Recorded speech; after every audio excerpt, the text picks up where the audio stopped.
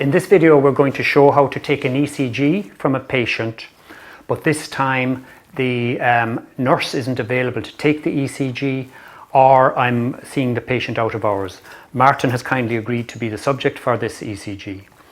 The device for taking the ECG in this case is simple. It's the custom-made Bluetooth ECG, and this is the entire ECG device in my hand.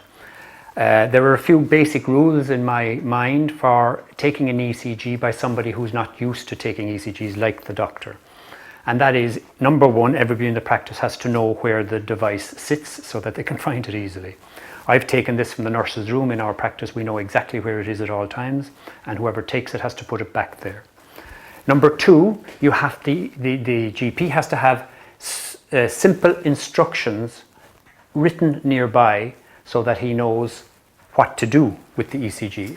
In our case, in every doctor's room, we have an instruction leaflet which tells the GP how to take the test. Attach the cables to the patient, turn the machine on, and then go to the patient's file and click some buttons.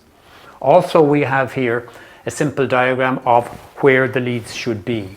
This is ride your green bike for the arms and legs, and the leads on the chest, because I often forget precisely where to put these. So that's important. So it's really important that everybody knows and has easy access to both the machine and instructions on how to do it. From then on, it's actually very easy to take an ECG with this device. So with Martin's permission, I'm now going to hook him up to the device, and I'm going to go to the PC and click a button, and the rest will happen automatically, as this is a Bluetooth device.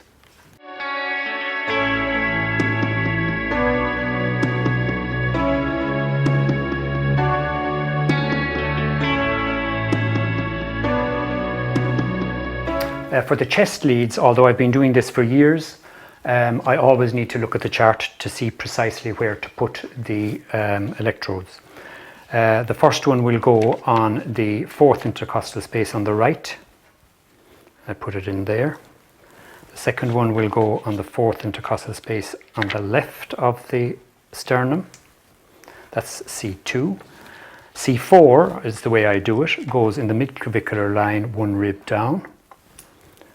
C3 goes halfway between those two. C5 goes on the anterior axillary line, and C6 goes in the mid-axillary line. So now I've placed his electrodes. What I need to do now is to get the ECG device and attach it. Okay, so I'm attaching the chest leads first. C1, they're very easy to attach. I've got it even written down here where they should go, which is handy for me. C2, C3, and my other chest leads are here nearby, and I can just read them off the lead. C4, C5,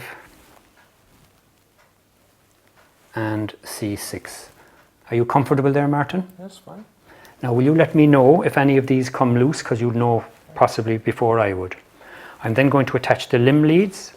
On the right hand side, I have got the red is always on the top, which follows the mnemonic ride your green bike. I've just seen it on the chart there. So it's red in your right arm, and the bike part of it is black for your right foot, which is the neutral, and yellow is on the arm, left arm, and green for his left leg. So now I have to merely turn on the device here by pressing the button there, and I get my green light to tell me the device is turned on. Now I have to do no more with the patient except ask him to relax, while I go over to the PC and click the button for the software which will actually take the ECG. Okay, so the patient is on the couch and the ECG machine is turned on, and I am in the patient's record, and I'm simply clicking now on the ECG button, the Cardio 110 in this case button, and the software takes over completely. As I said earlier, there is no lead between the ECG device, that is the patient, and the computer. This is all done by Bluetooth. The software is now recording the ECG, so I can monitor the patient for as long as I like while he's lying there with the ECG turned on. In this case, it's a normal ECG, I can see it. So I'm going to press auto start on the software, which will take 10 seconds of reading and record it and save it directly into Health1, in this case into the patient file in Health1. All of this is done from within the patient management system. That's done, it's recorded the 10 seconds. I click on confirm, and all of the ECG data is saved into the patient file. Also, there is a PDF document which is the tracing itself is saved into the patient file. I can, if I wish now, open the document and print it if I want to give it to the patient if he's going to hospital, or I could email it to the hospital. But in this case, the ECG is actually normal, and I am going to ask the patient, tell the patient that his ECG is okay and leave him go home.